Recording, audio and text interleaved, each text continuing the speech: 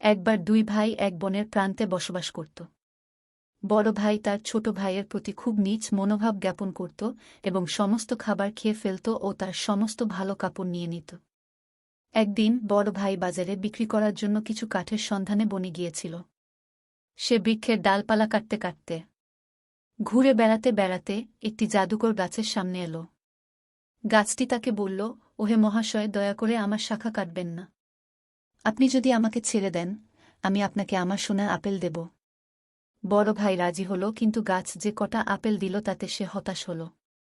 সে লোভে পড়ে গেল এবং গাছকে হুমকি দিল যে আরও আপেল না দিলে সে গোড়া থেকে গাছটি কেটে ফেলবে। গাছটি রেগে গেল এবং বড় ভাইয়ের উপর শত শত ক্ষুদ্র সূচ বর্ষণ করল। যখন সূর্য দিগন্তের নিচে নেমে গেল, বড় ভাই বেদনায় মাটির উপর শুয়ে পড়ল। ছোট ভাই চিন্তিত হয়ে বড় ভাইয়ের সন্ধানে গেল। সে তাকে চামড়ার উপর শত শত সূচ ফোটা অবস্থায় দেখতে পেল। সে তার ভাইয়ের কাছে দৌড়ে গেল এবং যন্ত্রণা সহ্য করেও ভালোবাসার সাথে প্রতিটি সূচ তুলে ফেলল।